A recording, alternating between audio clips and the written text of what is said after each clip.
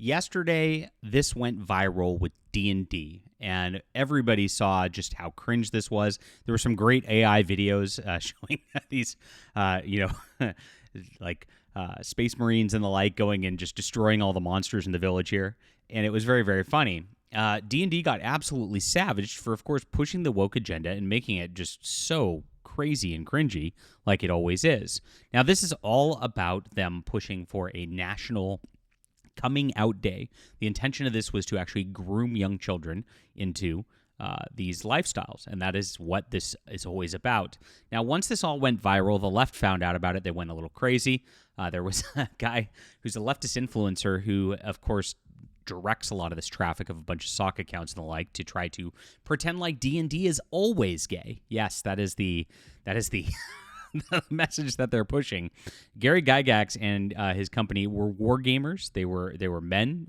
They were manly men who cared about manly men things. So that's BS. And of course, we know Gary Gygax and a lot of the people involved in D&D were Christian as well.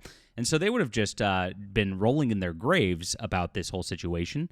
And of course, we have Robert J. Kuntz actually chiming in on it as well, one of the original D&D creators, talking just about how bad the state of D&D is. But don't believe them. Believe the random leftist influencers on X who are trying to, of course, rage bait everybody. That's what's going on today. We're going to get into it and just mock them because that's all you can do with these people.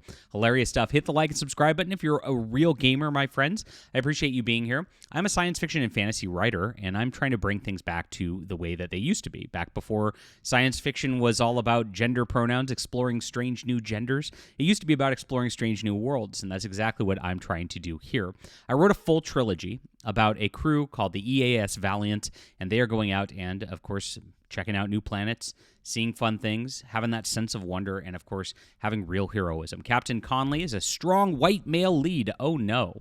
Something that is illegal in modern-day publishing, I think.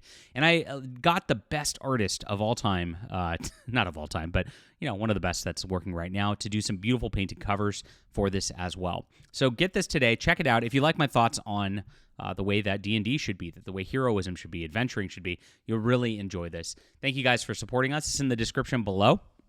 And I, grab it this weekend. All right. So, yes, this came out yesterday. It's a D&D travesty again with D&D, of course, shilling for their Pride collection, which will benefit the Trans Lifeline. You go on their website.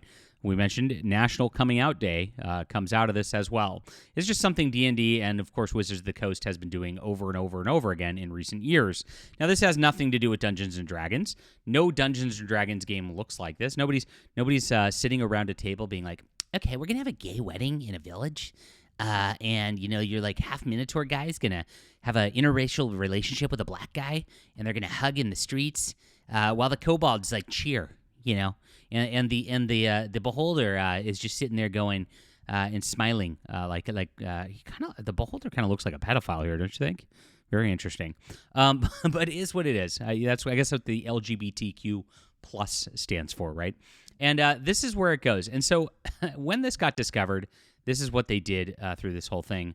The funniest part is nerds freaking about this entirely innocuous and pointless post is that they can't help but show their versions of cool fantasy is just the lamest, most tired, head-ass, dumb-ass imaginable.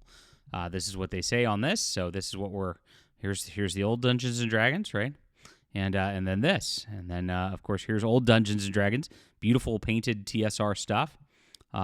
Here's what the Beholder used to be. This is an excellent fixing version of this with a bard and a ranger and a fighter and then the Beholder there. This is what Dungeons & Dragons should be.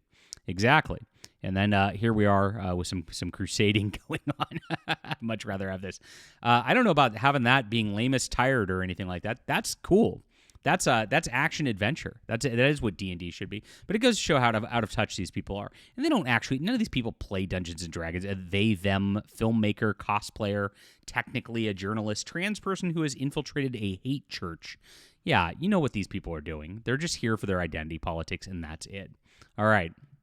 Next, we have Be nerds mad about the gayest game being openly gay.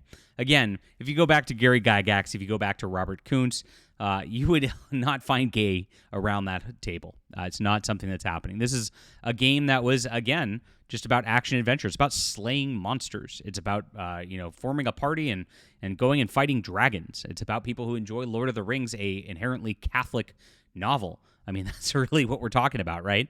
And so that's where this whole genre came from, and it's been co-opted, much like science fiction has in recent years, by people who just want to bring it down and turn everything to identity politics. But that's why these books, these games that used to sell in the millions now sell in the thousands, because they've just turned off any normal people from wanting to be involved in this type of thing at this point. So here's one. Only in February for Valentine's Day 1990 was this untrue. This is pretty funny right here with an old Dragon magazine, and that's meant to be a joke, right? And this is something that's not meant to be a joke. This is a joke. This is not, and that's where that's the going. And the beholder is going to mind control this person and then destroy them. That we know what's going to happen there. This is a D&D player when other people play D&D differently than them. Again, nobody's playing this. I don't believe anybody's playing games like this whatsoever. They're playing games like this, if they do at all at this point. They might have checked out of D&D. But there's none of this happening. It never has been. And then on top of this, in our D&D, we have a monk who mastered the art of holy piss, which resurrects you but gives you AIDS for 2 days. He looks like Jimmy Savile. Oh my gosh. These people are cancer. Really. Now, it all originated because of this influencer who tends to get these like sort of leftist sock accounts going. As you can see, he goes pretty hard and gets a lot of algorithm attention. As much as Elon says that, that X is more free speech, they still tend to promote these left-wing accounts quite a bit. And as it's his attacking everybody who was talking about this D&D travesty, here's Nerd Cognito, who's a great account, said it's getting really close to the point where we have to concede that Dungeons & Dragons does not exist anymore. Oh, it's way past that, brother. Way past that. Woke virtue signaling via the destruction of a beloved hobby is happening right before our eyes. Like I said, this is a long time. And this is their narrative. The wokes are ruining our game of playing pretend and doing funny voices. Since when was acting and theater gay? That's a new thing, too, by the way. Hollywood used to be the manly man. Used to have John Wayne be Hollywood. Used to have Spencer Tracy be Hollywood. Used to have Cary Grant be Hollywood. Humphrey Bogart. Those people were not gay. William Shatner. That changed. And, of course, Sean Connery, right? Over the last 10, 20 years, they have been replaced by these like theater kids from colleges. Where, of course, they just weeded everybody out who was normal, just like everything else, and turned it into this whole, like, homosexual thing. That is modern Hollywood, and that's the same thing. Modern Hollywood was replacing everything else that was normal in society. Modern D&D is replacing everything else that was normal about D&D. It's across the board in all of culture in the last 20 years. It kind of makes the point that this is what's happening, and this is what's destroying culture as well. I mean, I look at it for Star Trek, because I'm a big Star Trek fan, obviously, and I see Strange New Worlds, and it's like, they have a beautiful set dressing, beautiful look to it, a lot of budget put into it, and yet everybody in it doesn't feel like a real Starfleet, explorer, a military man, or anything like that. They all feel like theater kids pretending to be like that, and that's the whole problem. That's what we don't want this hobby to become, because it's a big disaster. So you can see this went pretty viral, and that's where, of course, everybody on the left started chiming in.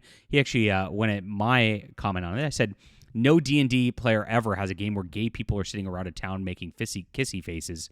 Maybe if you did that with your Barbies, but this is a men's action-adventure game. And you see that of him claiming it's a men's action-adventure game, which it is. Again, Gary Gygax, who was around his table? Think about it.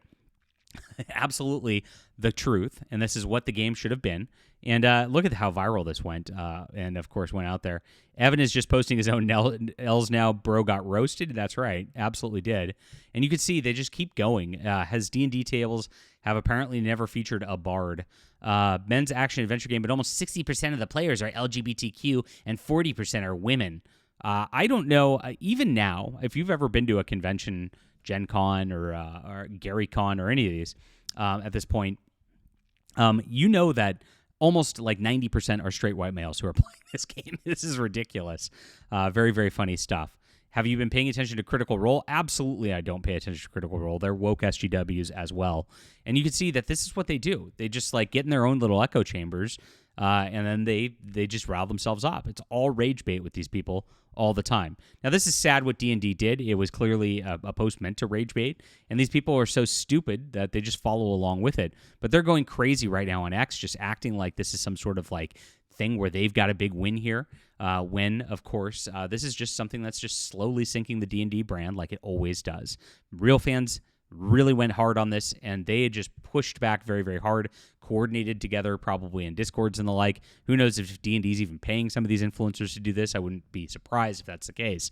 But they are now just posting their own L's. Very, very funny stuff. Leave a comment down below what you think about this. Please hit the like and subscribe button. Check out my Valiant Frontiers, guys. This is where the excellent fiction is at. Grab this today and support our channel. It's in the description below. We'll be back soon.